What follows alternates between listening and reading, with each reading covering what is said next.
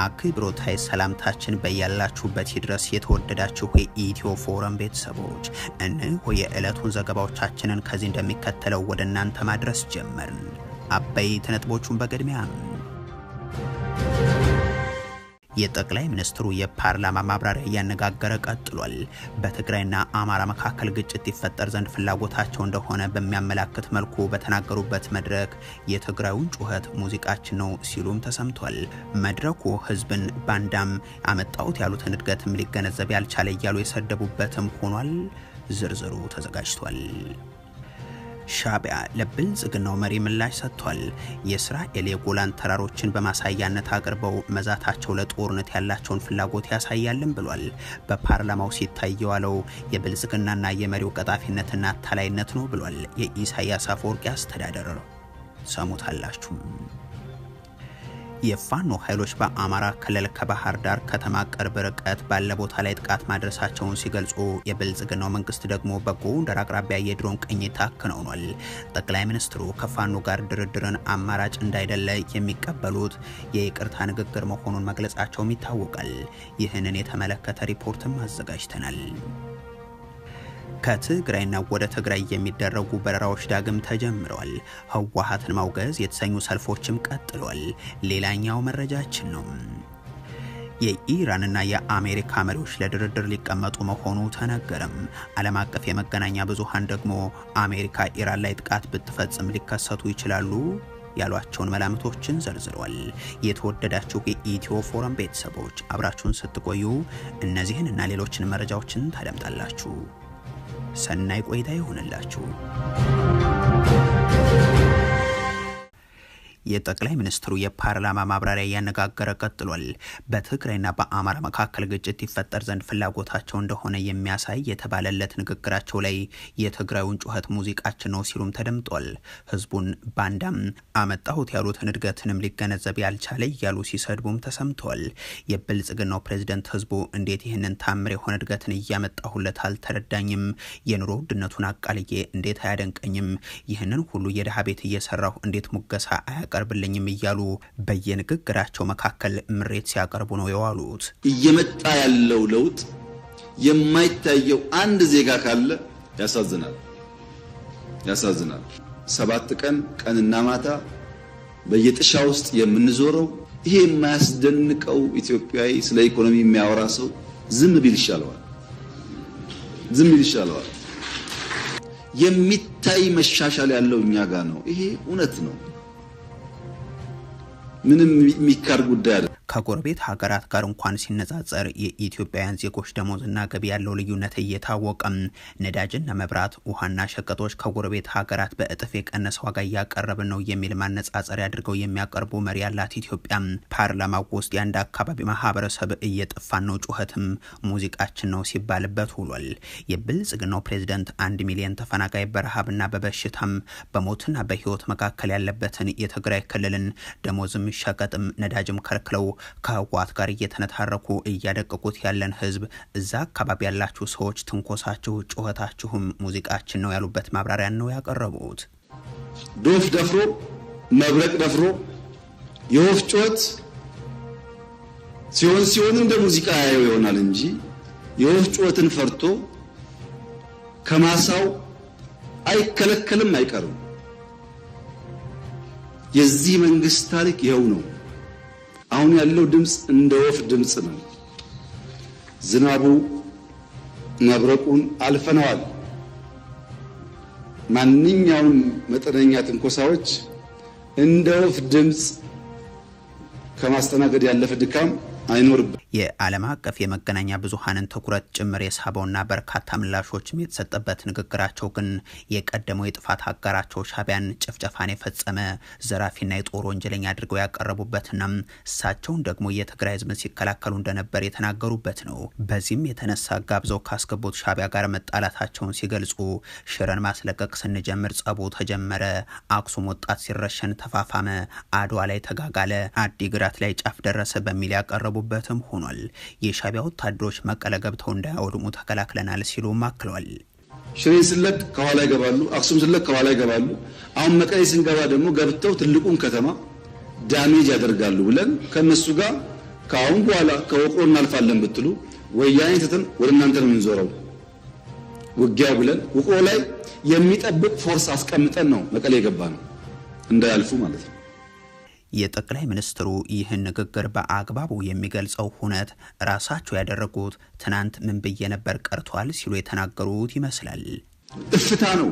ትናንትና ምን ብዬ ነበር፣ ምን ሰርቼ ነበር፣ የት ጋር ቆሜ ነበር የሚል ነገር አይታይም። ሰው የዕለት ዕለቷን ብቻ ስለሚያይ ማለት ነው። እንዳሉትም ዛሬ መቀለን ከሻዕቢያ ጠበቅ ነው የሚሉት ትናንት መቀለን እኮ እንደ በሻሽ አደረግናት ያሉ ሰው ናቸው። አሁን መቀለ አንድ ቤት እንዳይፈርስ አደረግን ሲሉ የሚናገሩት ትናንት የትግራይ ኃይሎችን ለምን ወንድ ከሆኑ መቀለ ላይ ጠብቁንም ነበር እያሉ መናገራቸውን ሾርት ሚሞሪያም የሚሉት ህዝብ እንደሚዘነጋው ስለሚገምቱ መሆኑ አይቀርም። ከ4 ዓመታት በፊት በነበረ ጦርነት የትግራይ ህዝብን ተከላከል ነው የሚሉት መሪ ከ4 ቀናት በፊት ግን ህዝቡን ትራንስፖርት ከልክለው ሸቀጦቹን በድሮን ይደበድቡ እንደነበር ብሏል። በጦርነት ወቅትና በኋላ የኤርትራ ጦር ትግራይ አልገባም ከሚለው እስከ ውዳሴ ሻዕቢያ ድረስ ያሉ ንግግሮች እንደተጠበቁ ሆነው ዛሬ የጥፋት አጋራቸው የነበረው ሻዕቢያን ቀድሞውንም የታወቁ ጥፋቶችን ሲያቀርቡ ፋብሪካዎችን እንደወደመም ሲጠቅሱ የአየር ኃይል ትርኢታቸው ላይ እኛም የትግራይ ፋብሪካዎችን ጁንታው እንዳይጠቀምባቸው አወደምናቸው ማስባላቸውን የሚያስታውስ እንደሌለ በመገመትም ይመስላል። እንግዲህ እሱ 27 የጁንታው ኃይል ከባባድ የውጊያ መሳሪያዎችንና የውጊያ አገልግሎት ሰጪ ማሽነሪዎችን የሚጠግንበትን የመስፍን ኢንዱስትሪያል ኢንጂነሪንግ ኮምፕሌክስ መቀሌ ድረስ በመሄድ ሙሉ በሙሉ ያወደመ ነው። የጁንታው ኃይል የተለያዩ ወታደራዊ አልባሳትን እያመረተ ለኩይ ተግባሩ ይጠቀምበት የነበረን አልማዳ ጨርቃ ጨርቅና ጋርመንት ፋብሪካ አድዋ ድረስ በመሄድ ከጥቅም ውጪ ያደረጉ ናቸው። የብልጽግናው ፕሬዝዳንት በዛሬው የፓርላማ ውሏቸው ያተኮሩበት ነጥብ የትግራይ ህዝብ ሆይ ሻዕቢያ ጥፋት ያደረሰብህ አካል መሆኑን አውቀህ ወደ ሰሜን እንዳትመለከት እያሉ ነው የሚል አንድምታ የሰጡት አሉ። ከዛም ተሻግረው የአማራ ህዝብ ሆይ የደረሰብህን ጥፋት አስታውሰህ ወደ ትግራይ እንዳትመለከት የሚል አንድምታ ያለው የአስታውስ ንግግርን ስለማቅረባቸውም ያክላሉ። ቲፒኤልኤፍ በኤርትራ ወታደር ዘረፋ እንዳይካሄድበት ስንጠብቀው ኖረን አማራ ክልል ሲገባ ቲፒኤልኤፍ ያደረገው ነገር ያሳፍራል። ፋብሪካዎች አፍርሷል፣ ትምህርት ቤት አቃጥሏል፣ ባንክ ዘርፏል። የኢትዮጵያ መከላከያ ሰራዊት መቀሌ ነበረ በብቸኝነት ቲፒኤልኤፍን አባሮ ሻዕቢያን ሳያስገባ መቀሌ አንድ ቤት የፈረሰ አታገኙ።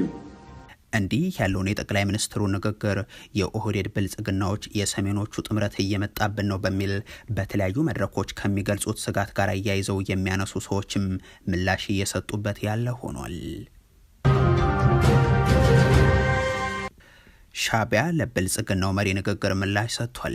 ጠቅላይ ሚኒስትር አብይ አህመድ አሰብን እስራኤል ከተቆጣጠረቻቸው የጎላን ተራሮች ጋር አነጻጽረው ማቅረባቸውንም አንስቷል። በፓርላማው ሲታይ የዋለው የብልጽግናውና መሪው ቅጥፈትና ታላይነት ነው ብሏል የኢሳያስ አስተዳደር። ሻዕቢያ በዜና ሚኒስትሩ በኩል ባሰራጨው መግለጫው እንደሚታወቀው የአደባባይ እውነት በሆነ ሁኔታ የብልጽግናው መሪ አብይ አህመድና የእርሱ ከፍተኛ የጦር አዛዦች በጦርነቱ ወቅትም ሆነ ከዛ በኋላ ለረጅምና ተከታታይ ጊዜም ለኤርትራ ጦር ኃይል ከፍተኛ ምስጋናና ውዳሴ ሽልማትም ሳይቀር ሲሰጡ ከርመዋል ብሏል። ዛሬ ከዛ ሁሉ ጊዜ በኋላ በብልጽግናው መሪ በኩል የቀረቡት ርካሽ ውሸቶች ምንጫቸው ግን ለሌላ ጦርነት ያለ ፍላጎት ነው ባይ ነው የሻዕቢያው አገዛዝ። በኤርትራ ላይ የታቀደው ቀጣይ የጦርነት አጀንዳው የባህር ዳርቻ ሉዓላዊ መዳረሻችን ይሆናል በሚል ጦርነቱን ምክንያታዊ ለማድረግ የተሰጠ የሽፋን ንግግር ነው በማለትም ያስረዳል። በእርግጥ ጠቅላይ ሚኒስትሩ ከሰሞኑ ኋላ ቀረ ባለሚግ 21ዎች እያሉ ያጣጣሏቸው የአስመራ ሰዎችን ዛሬም አየር ኃይላችን አሁን ከ100 በላይ አውሮፕላን አለው፣ ለውስጥ ጠላት ሳይሆን የምንዘጋጀው ለውጭ ነው ሲሉ ተደምጧል። ከ100 በላይ አውሮፕላኖች የኢትዮጵያ አየር ኃይል አለ። ከ100 በላይ ሰምታችኋል። ከ100 በላይ ለምንድን ነው ተቋምን ገነባው ያላችሁ እንደሆነ ባንዳው ከማቁሰል አያልፍም። ዝግጅቱ ለቁስል ሳይሆን ምሰሶ የሚገዳደሩ ኃይሎች ከመጡ ሻዕቢያ ለብልጽግናው መሪ ንግግር የሚሰጠው ምላሽን ቀጥሎ የእስራኤልን የጎላን ተራሮች የያዘችበትን መንገድም ጠቅሶ የብልጽግናው መሪ እኛ ላይ የዛቱትና ይህንን ንግግር ያደረጉት የጦርነት ፍላጎታቸውን በግልጽ ባሳየ መልኩ ነው ብሏል። ጠቅላይ ሚኒስትሩ ሻዕቢያ ላይ ባነጣጠረው ማብራሪያቸው የፊልድ ማርሻሉንም ቃል ተውሰው በባሌም ሆነ በቦሌ ቀይ ባህር እንገባለን፣ እስራኤል ጎላን ተራሮችን ለብሔራዊ ጥቅሟ እንደያዘችው ሁሉ እኛም ማሰብን እንጠይቃለን ሲሉ መናገራቸው ይታወቃል። ቀይ ባህርን በሚመለከት በተደጋጋሚ አንስቻለሁ። ደግሜ አቋሜን ለመግለጽ እንዲመቸኝ እስራኤል የጎላን ተራራ ለምን ያዘች? እስራኤል የጎላን ተራራ ያዘችው ለናሽናል ሴኩሪቲ፣ ለህልውናዬ፣ ለኤግዚስተንሲ ችግር ያጋጥመኛል ብላ ስላመነች ነው። በባሌም ሆነ በቦሌ እንደተባለው ግን አይቀርም ማለት ነው። ሻዕቢያና ብልጽግና በመሪ ደረጃ ምልልስ ውስጥ ናቸው። ከሳምንታት በፊት ፕሬዝዳንት ኢሳያስ አፈወርቂ አብይ አህመድ እና ስብስባቸውን የብልጽግና መሪዎች በጥቅሉ ድሮን በዚህ መጣ፣ ድሮን በዚህ አለ ወዘተ እያሉ የሚናገሩ ፈሪ፣ ስስታም፣ ሰነፍ፣ ለማኝ በሚል መግለጻቸው አይዘነጋም። የጠቅላይ ሚኒስትር አብይ አህመድ ውሸቶች ዛሬ መነጋገሪያ ይሁኑ እንጂ ከቀደሙ የእርሳቸውም ይሁን የአገልጋዮቻቸው ንግግሮች ጋር እየተነጻጸሩ ጎምዛዛ ቀልድ እየተሰራባቸው የሚገኙ መሆናቸውን በተመለከተ ሻዕቢያ ወጣው መግለጫ ልክ ቢሆንም የኢሳያስ አገዛዝ በትግራይ ጦርነት የፈጸማቸው ወንጀሎችን ሀቅ ግን የሚቀይሩ አይሆኑም። የፋኖ ኃይሎች በአማራ ክልል ከባህር ዳር ከተማ ቅርብ ርቀት ጥቃት ማድረሳቸውን ሲገልጹ የብልጽግናው መንግስት ደግሞ በጎንደር አቅራቢያ የድሮን ቅኝት ማከናወኑ ሰምቷል። ጠቅላይ ሚኒስትሩ ከፋኖ ጋር ድርድርን አማራጭ እንዳይደለም የሚቀበሉት የይቅርታ ንግግር ስለመሆኑ መግለጻቸውም ይታወቃል። የብልጽግናው ፕሬዝዳንት የአማራም ይሁን የኦሮሚያ ክልል ተፋላሚዎቻቸውን እያናናቁ ነገር ግን ዛሬም የሀገሪቱ ወጣቶች በእነዚህ ጦርነቶች እያለቁ ቀጥለዋል። ዛሬም የብልጽግናው ሰው ድሮ ፋሽን የነበረው ወደ ጫካ መግባት ነበር፣ አሁን እኮ እጅ መስጠትን ፋሽን አደረግነው ሲሉ ተሰምተዋል። ኦሮሚያ በአማራ በጣም ብዙ ሰው እየተመለሰ መመለስ እኮ ፋሽን ነው። ድሮ መውጣት ፋሽን እንደነበረው መመለስ ፋሽን ነው።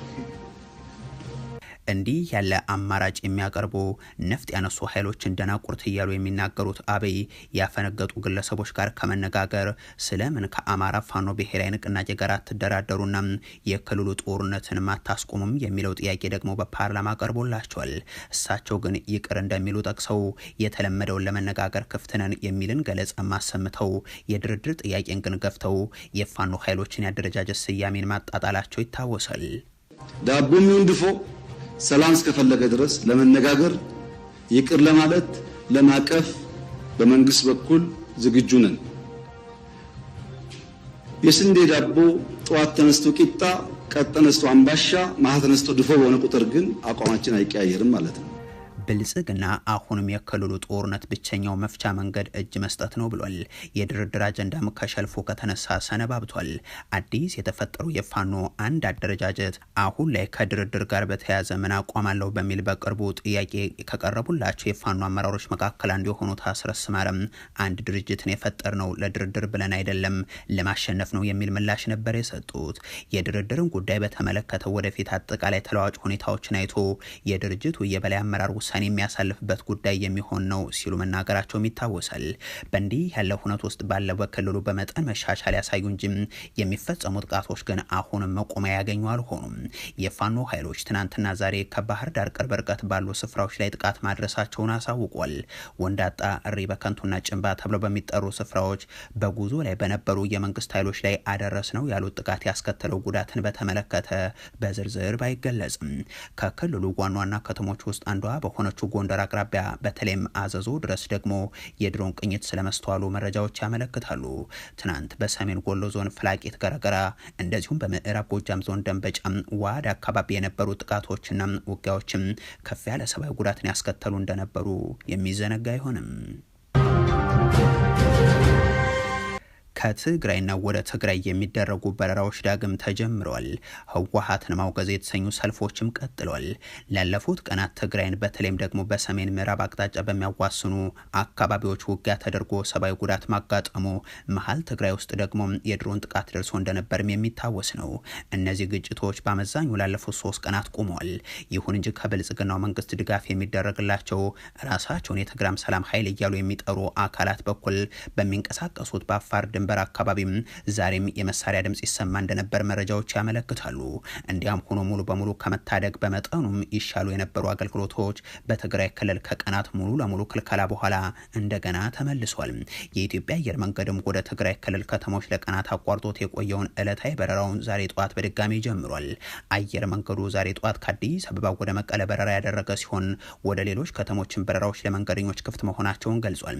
ባለፈው ሳምንት በረራዎች ከመቋረጣቸው በፊት አየር መንገዱ ወደ ክልሉ ዋና ከተማ መቀለ በየቀኑ 8 በረራዎችን ያደርግ የነበረ ሲሆን አሁን ግን በረራዎቹ ወደ 5 መቀነሳቸው ግን ታውቋል። በአማራ ብልጽግና አማካኝነት የወልቃይትና ራያ ቀጠና ላይ ያሉት አስተዳደሮች የሚጠሯቸው ሰልፎችም ቀጥለዋል። ትናንት በወልቃይት ቀጠና ኮሎኔል ደመቀ ዘውዱ ህወሓትን አሸባሪ ነው፣ አርቆ አሳቢው አብይ አህመድ ደግሞ አሻጋሪያችን ነው ያሉበት ሰልፍ መምራታቸው ይታወሳል። ጠቅላይ ሚኒስትሩ ግን በማግስቱ በፓርላማ ያቀረቡት ንግግር በወልቃይት ቀጠና ያለው የነ ኮሎኔል ደመቀ ዘውዱ አስተዳደር ህጋዊ እውቅናን ከአሻጋሪው መሪያቸው የሚያገኝ እንደሆነ የሚገልጽ አልሆነም። ዛሬም ህወሓትን ለማውገዝ በሚል በሰሜን ወሎ ቆቦ ሰልፍ ተደርጓል። ከሰሞኑ እንዳላማጣ ካሉ አካባቢዎች የመንግስት ሰራዊትና የፌደራል ፖሊስ አባላት ጭምር በ4 ኪሎ አስተዳደር በኩል ለቀው እንዲወጡ ሲታዘዙም ወታደሮችም ሲሸሹ አብረው የሸሹ የአካባቢው ነዋሪዎች ናቸው በቆቦ ሰልፍ አደረጉ የተባሉት። ሰልፈኞቹ መንግስት ደህንነታቸው እንዲያስጠብቅላቸው ምርጫ ተደርጎ የራያ ማንነትና የወሰን ጥያቄ ምላሽ እንዲያገኝና በአካባቢው ህዝብ ላይ የሚፈጽመው ጥቃትና ወከባ እንዲቆም መጠየቃቸውንም የክልሉ የመገናኛ ብዙሃን ዘግቧል። ተፈናቃዮቹ በራያ ቆቦና በወልዲያ ከተሞች እንደዚሁም በዋግ ኽምራ ብሔረሰብ ዞን ውስጥ በ10 ሺዎች የሚገመቱ ተፈናቃዮች እንደሚገኙ የዘገበው ደግሞ ዋዜማ ነው። አሜሪካና ኢራን ለድርድር ሊቀመጡ ነው። የኢራኑ ፕሬዝዳንት ማሱድ ፔዜሽኪያን የውጭ ጉዳይ ሚኒስትራቸው ከአሜሪካ ጋር ፍትሐዊ ድርድር እንዲደረግ ማዘዛቸውን ገልጸዋል። ፕሬዝዳንቱ በኤክስ ገጻቸው ላይ እንዳሉት ወዳጅ መንግስታት ከአሜሪካው ፕሬዝዳንት ለቀረበው ጥያቄ ምላሽ በመስጠት የውጭ ጉዳይ ሚኒስትሩ ብሔራዊ ጥቅማችንን በሚያስከብር ሁኔታ ለፍትሐዊና ለትክክለኛ ድርድር ሁኔታዎችን እንዲያመቻቹ ትዕዛዝ ሰጥቻለሁ ብለዋል። የኢራኑ ፕሬዝዳንት ከአሜሪካ ጋር ለመደራደር ፈቃደኛ መሆናቸውን ያሳውቁት ፕሬዝዳንት ዶናልድ ትራምፕ ተወካያቸው ከኢራን ባለስልጣናት ጋር እየተነጋገሩ መሆናቸውንና ግንኙነቱን በጥሩ ሁኔታ እንደሚገኝ ተስፋቸውን ከገለጹ በኋላ ነው። ዶናልድ ትራምፕ አሁንም የሚደረጉ ንግግሮች ውጤት የማያስገኙ ከሆነ መጥፎ ነገር ይከሰታል በማለትም በድጋሚ አስጠንቅቀዋል። ትራምፕ ደጋግመው እንደሚሉት ይህንን ማስጠንቀቂያቸውን ወደ መሬት የሚያወርዱትና ሁለቱ ሀገራትም ወደ ወታደራዊ ጥቃት የሚያመሩ ከሆነም አሜሪካም ኢራን ላይ ጥቃት ብትፈጽም ሊያጋጥም ይችላል የሚለው ደግሞ መነጋገሪያ ነው። አንደኛው የቢቢሲ መላምት የአሜሪካ የአየር ኃይልና ባህር ኃይሎች የተወሰኑና የተለዩ ኢላማዎች ላይ ብቻ ጥቃት ከፈጸሙ ኢራን ወደ ዲሞክራሲያዊ ስርዓት ልትሸጋገር ትችላለች የሚል ነው። ይህ ሊሆን የሚችለው ግን ጥቃቱ የተወሰኑ የኢራን እስላማዊ አብዮታዊ ዘብ ወታደሮችና በአብዮታዊ ዘቡ ስር በሚንቀሳቀሱ ታጣቂዎች ወታደራዊ ይዞታዎች ላይ እንደዚሁም በባሊስቲክ ሚሳይሎች መተኮሻና ማከማቻ ቦታዎች ወይንም ደግሞ የኢራን የኒውክሌር ማዕከላት ላይ ብቻ ከተፈጸመ ነው። ሁለተኛው መላምት ደግሞ የቬንዙዌላ ሞዴል ሊባል የሚችለው ሲሆን በቅርቡ አሜሪካ በቬንዙዌላ ላይ የወሰደችው ፈጣንና ከባድ እርምጃ አገዛዙ እንዲቆይ ነገር ግን ፖሊሲዎችን እንዲቀይር ያስገደደ ስለመሆኑ ያትታል። የቢቢሲ መላምት ሶስተኛው ደግሞ ወታደራዊ አገዛዝ ይወድቃል፣ በወታደራዊ አስተዳደር ይተካል የሚል ሆኗል። ይህ ብዙዎች ሊሆን ይችላል ብለው የሚያስቡት እንደሆነም ያትታል። አሁን ያለው አገዛዝ በብዙዎች ዘንድ የሚደገፍ ባለመሆኑ እንደዚሁም ለአመታት በሀገሪቷ እየተካሄዱ ባሉ ተከታታይ ተቃውሞች እየተዳከመ መምጣቱንና ሆኖም አሁንም ግዙፍና ሰፊ የደህንነት ስርዓት ያለው ስለመሆኑም ይጠቅሳል። ተቃዋሚዎች አገዛዙን እስካሁን መገልበጥ ያልቻሉትም ከጎናቸው የሚቆሙ የጸጥታ ኃይሎች ባለመኖራቸው እንደሆነ ያትታል። እነዚህ ታማኝ የሆኑ ኃይሎች በተቃዋሚዎች ላይ በሚፈጽሙ ጭካኔ የተሞላበትና ያልተገደበ ኃይል ምክንያት አገዛዙ እስካሁን በስልጣን ላይ እንዲቆይ ማድረጉንና አሜሪካም ጥቃት የምትፈጽም ከሆነ በሚፈጠረው ግራ መጋባት ተከትሎ ኢራን በሰላማዊ አብዮቱ ዘብ በተገነባ ጠንካራ ወታደራዊ አስተዳደር ልትመራ ትገደዳለች ሲልም መላመቱን አስቀምጧል። ሌላኛው ደግሞ ኢራን በአሜሪካ ኃይሎችና በጎረቤቶቿ ላይ የአጸፋ ጥቃትን ትሰነዝራለች የሚለው ነው። ከዚህ በማስከተልም ኢራን በባህረ ሰላጤው ቦምብን በመቅበር አጻፋን ትሰጣለች የሚለው ተነስቷል። ኢራን ከአውሮፓውያኑ 1980 እስከ 1988 ባሉት ዓመታት በተካሄደው የኢራንና ኢራቅ ጦርነት ጀምሮ የመርከብ መስመሮች ላይ ቦምብ የቀበረች ሲሆን በሮያል የባህር ፈንጂ አምካኞች እስከሚጸዱ ድረስ ለዓለም አቀፍ የመርከብ ጉዞና የነዳጅ አቅርቦት ስጋት ሆነው ቆይተዋል። ዶናልድ ትራምፕ እንደዛቱትም ኢራን ላይ ጥቃትን የሚፈጽሙ ከሆነም ሌሎች ሁለት ሊከሰቱ ይችላሉ በሚል በቢቢሲ ሀተታ በመላምትነት የተቀመጡት ደግሞ ኢራን የአሜሪካን ግዙፍ የጦር መርከብን በማስመጥ አጻፋ ትሰጣለች የሚለውና የኢራኑ አገዛዝ ይንኮታኮታል፣ ቀውስም ይፈጠራል በሚል የተጠቀሱት ናቸው። የተወደዳችሁ የኢትዮ ፎረም ቤተሰቦች ለዛሬ ያሉን መረጃዎች ይህንን ይመስሉ ነበር። አበቃን። ቸር ያሰማን።